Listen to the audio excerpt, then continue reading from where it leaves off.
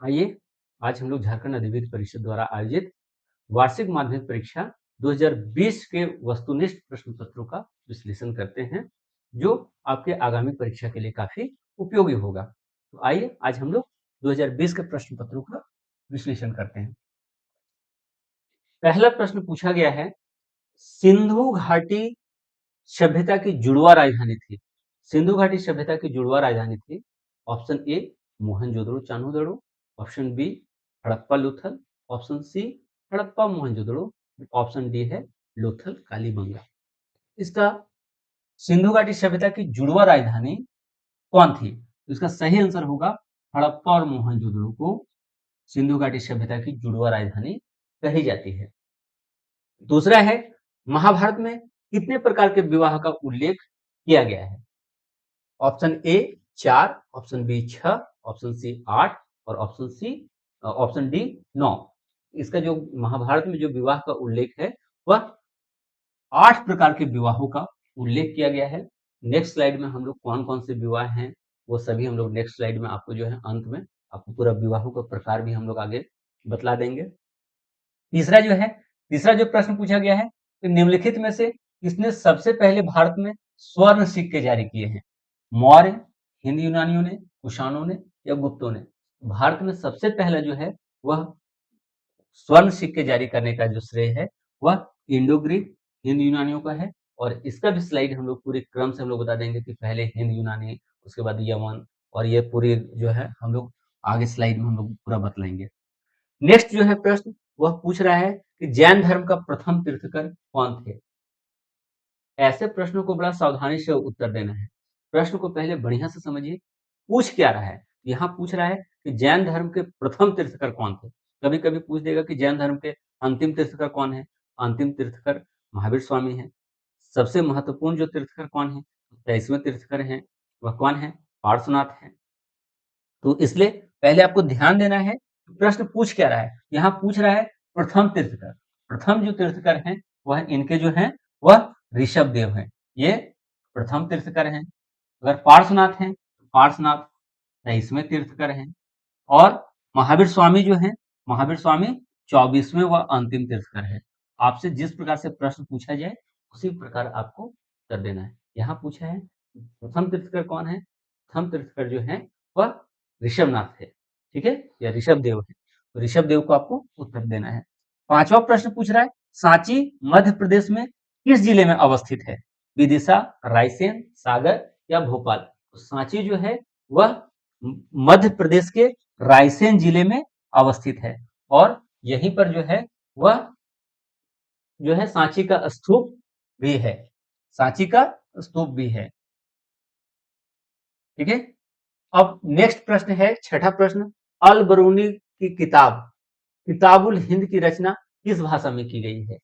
अल बरूनी की जो पुस्तक है किताबुल हिंद, यह किस भाषा में लिखी गई है? अरबी में, फारसी में, उर्दू में या संस्कृत में? जो अल बरूनी है यह अरब का था। इसकी जो पुस्तक भी है वह अरबी में ही होगी। नेक्स्ट आपसे जो है एग्जाम में पूछा जा सकता है कि अल बरूनी का जो पुस्तक का क्या नाम है? अल बरूनी का पुस्तक का नाम किताबुल हिंद है। आप इसको भी ध्यान रख लेंगे, ठीक है। नेक्स्ट में है जो अगला प्रश्न पूछा गया, शेख मोइनुद्दीन चिश्ती की दरगाह कहाँ अवस्थित है? दिल्ली, आगरा, अजमेर या लखनऊ? जो है निजामुद्दीन चिश्ती की जो दरगाह है वह अजमेर में अवस्थित है, ठीक है। आपका आठवां प्रश्न है, विजयनगर साम्राज्य द्वारा असैनिक और सैनिक सेवा के बदले दिया जाने वाला भूमिदान कहलाता था? जागीर, विस्ती, इक्ता या अमरम? जो सैनिकों को विजयनगर में जो वेतन के बदले जो दिया जाता था उस भूमि को अमरम कहा जाता है, ठीक है। नेक्स्ट प्रश्न है, किस मुगल सम्राट ने तंबाकू पर प्रतिबंध लगाया था? किस मुगल सम्राट ने तंबाकू पर प्रतिबंध लगाया था? अकबर, बाबर, जहांगीर या शाहजहां? जो है जहांगीर है, इसने जहांगीर ही जो है वह मुगल राज दरबार में तंबाकू पर प्रतिबंध लगा दिया था। 10वां प्रश्न है, आईना ए अकबरी कितने भागों में विभाजित है? ठीक है, आईना ए अकबरी कितने भागों में विभाजित है? 2, 3, 4 या 5? ये प्रश्न कभी कभी जो है वह बच्चों को थोड़ा सा दिक्कत होती है। थोड़ा सा इसको देख लो। आईना अकबरी 5 भागों में विभाजित है। अगर यही प्रश्न रहता कि अकबरनामा कितने भागों में विभाजित है, ठीक है, अकबरनामा 3 खंडों में विभाजित है, ठीक है, और इसके तीसरे खंड को आईना अकबरी कहा जाता है। और यहाँ पूछा है आईना अकबरी कितने भागों में विभाजित है, आईना अकबरी 5 खंडों में विभाजित है। तो आप लोग इसको ध्यान से देखेंगे और इन सभी प्रश्नों को सही करेंगे। गलती होने की थोड़ी सी संभावना मत करिएगा, ठीक है। नेक्स्ट यहाँ प्रश्न पूछा है ब्रिटिश ईस्ट इंडिया कंपनी की स्थापना कब हुई थी? ब्रिटिश ईस्ट इंडिया कंपनी की स्थापना कब हुई थी? 1600 ईस्वी, 1605 ईस्वी, 1610 ईस्वी या 1615 ईस्वी? ब्रिटिश ईस्ट इंडिया कंपनी की स्थापना 1600 ईस्वी में हुई है, ठीक है। आपका अगला प्रश्न है 1857 के विद्रोह के समय भारत का गवर्नर जनरल कौन था? वेलेस्ली, वेंटिक, डलहौजी या कैनिंग? जो 1857 के समय भारत का गवर्नर जनरल है वह लॉर्ड कैनिंग था, और यही जो है वह लास्ट गवर्नर जनरल होते हैं, ठीक है। इसके बाद 1857 की क्रांति के बाद जो है गवर्नर जनरल का पद को समाप्त कर दिया गया और नई पद वायसराय बनाई गई। इस प्रकार हम लोग देखते हैं कि अंतिम गवर्नर जनरल भी, अगर पूछता है कि भारत का अंतिम गवर्नर जनरल कौन था, यही कैनिंग भी होगा। अगर पूछता है कि भारत का प्रथम वायसराय कौन है, यही आंसर होगा, तीनों यही होगा, कैनिंग ही था, ठीक है। यहाँ पर अगर और कुछ दिया गया है, डलहौजी, डलहौजी को हम लोग हड़प नीति के लिए जानते हैं। राज्य हड़प लेता था, झांसी का राज्य हड़प लिया, अवध, सतारा, ठीक है, इन सभी चीज को हड़प लिया, तो ये हड़प नीति के लिए जाना जाता है बहुत ज्यादा, डॉक्ट्रिन ऑफ लैप्स के लिए। विलियम बेंटिक, ठीक है, विलियम बेंटिक जो है ये काफी अच्छा है, ये भी है। वेलेजली जो है वह सहायक संधि के लिए जाने जाते हैं। तो ये सभी सबका इंपॉर्टेंस था।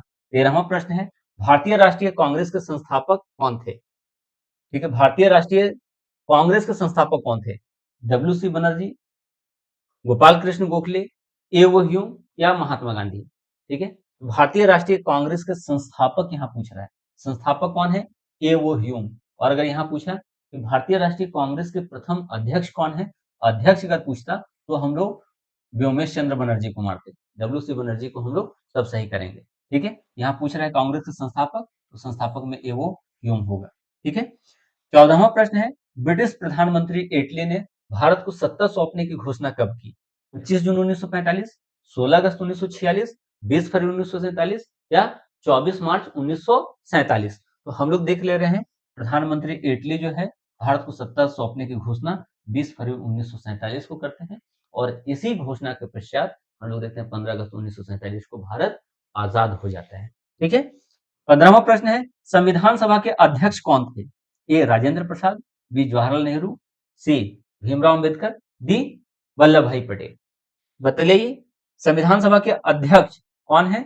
उसका सही आंसर होगा राजेंद्र प्रसाद। राजेंद्र प्रसाद जो है वह संविधान सभा के अध्यक्ष थे, ठीक है। आपको हम पहले बताए थे कि हम आपको नेक्स्ट स्लाइड में भी आप लोग के लिए कुछ हम स्लाइड तैयार कर दिए हुए हैं, स्लाइड में भी देख लीजिए। विवाह, विवाह 8 प्रकार के थे। कौन कौन सा विवाह है? 8 प्रकार के विवाहों का उल्लेख जो है वह किया गया है। ब्रह्म विवाह, देव विवाह, आर्ष विवाह, प्रजापति विवाह, गांधर्व विवाह, असुर विवाह, राक्षस विवाह और पिशाच विवाह।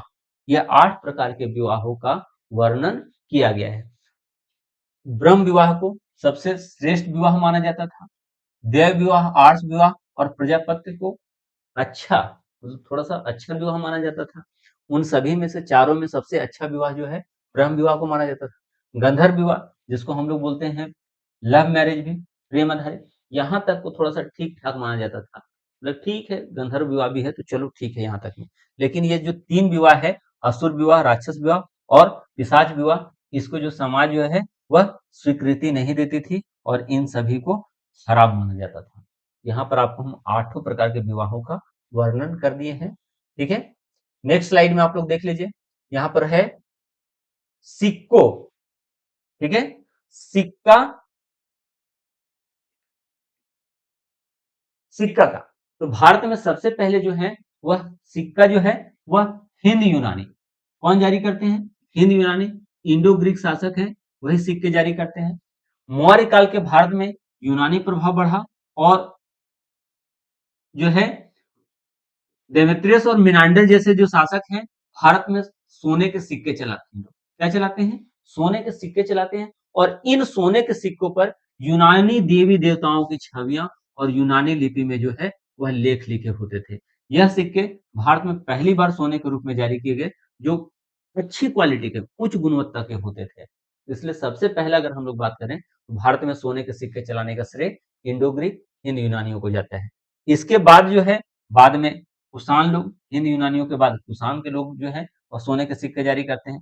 यूनानियों के बाद जो है, यूनानी के बाद जो है पहले कौन करते हैं? इंडो ग्रीक, इंडो ग्रीक के बाद कुषाण, कुषाण के बाद गुप्त, गुप्त के बाद चोला, चोला के बाद British east India company, India के बाद रिपब्लिक ऑफ इंडिया। ये सीरीज रहते हैं। इस प्रकार जो है भारत में स्वर्ण सिक्कों का प्रचलन, सोने के सिक्कों का प्रचलन बढ़ा। कुछ है, हम लोग बार बार रिपीटेशन देख रहे हैं कि आपसे पूछा जा रहा है जैन तीर्थकर के बारे में। तो आपके लिए हम एक यहाँ स्लाइड हम लोग तैयार कर दिए हैं। तो जो जैन धर्म के अनुसार, अब जो जैन धर्म के अनुसार 24 तीर्थकर हुए हैं, और 24 तीर्थकर में जो प्रथम तीर्थकर है, प्रथम है वह है ऋषभनाथ। प्रथम कौन है? ऋषभनाथ है। 23वें जो इनको इंपॉर्टेंट है काफी, वह है पार्श्वनाथ, और 24वें व अंतिम तीर्थकर है महावीर स्वामी या वर्धमान। तो ये आपके जो है, ये पूरा क्रम हम लोग पूरा दे दिए हुए हैं। आपके जो है तीर्थकरों की पूरी सूची दी गई है। इसके पश्चात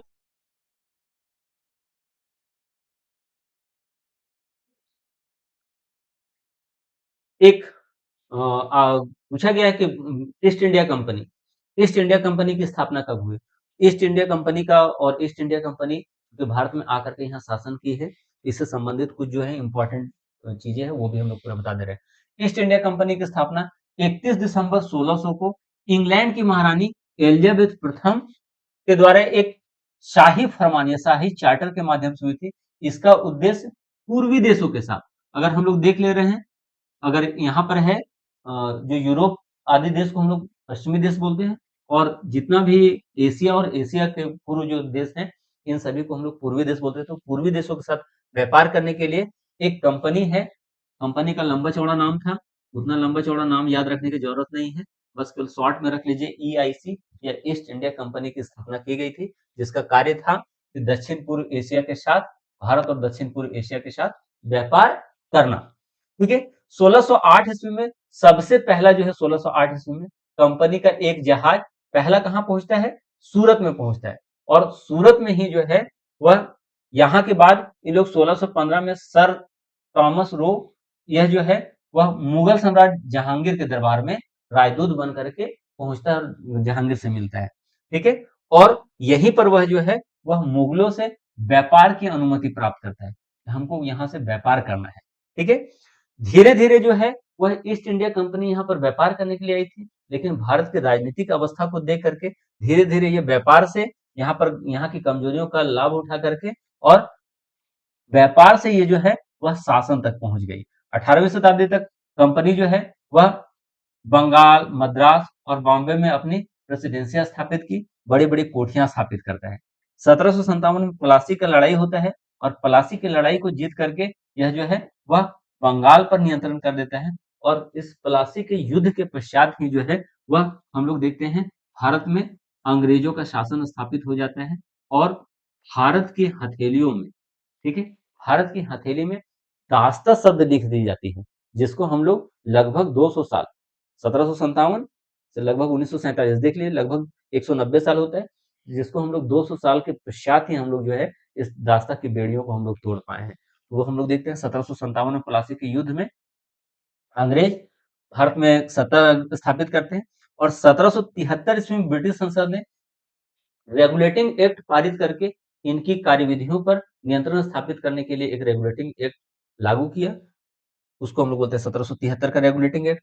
1857 के विद्रोह के बाद, 1857 का जैसे ही विद्रोह होता है, कंपनी की नीतियों से असंतुष्ट होकर के 1857 का विद्रोह होता है, और इस विद्रोह के पश्चात 1858 में ब्रिटिश ईस्ट इंडिया कंपनी के शासन को समाप्त करके ब्रिटिश क्राउन अपने नियंत्रण में, सीधा जो है भारत का शासन अपने नियंत्रण में ले लेती है। इस प्रकार हम लोग देखते हैं 1858 में भारत की सत्ता सीधे ब्रिटिश क्राउन के अधीन आ जाती है। ये कुछ आपके महत्वपूर्ण ईस्ट इंडिया कंपनी से जुड़े हुए सूचनाएं थी। ठीक है, बहुत बहुत धन्यवाद। जय हिंद, जय भारत। ऐसा ही वीडियो देखने के लिए आप लोग हमारे चैनल सब्सक्राइब कर लें। और अभी हम लोग एग्जाम से पहले प्रत्येक चैप्टर वाइज, प्रत्येक चैप्टर का हम लोग जो है वो एमसीक्यू और अति लघु, अति जो है आपके इम्पोर्टेंट प्रश्न है, उन सभी का हम लोग व्याख्या करेंगे। चलिए, बहुत बहुत धन्यवाद। जय हिंद, जय भारत।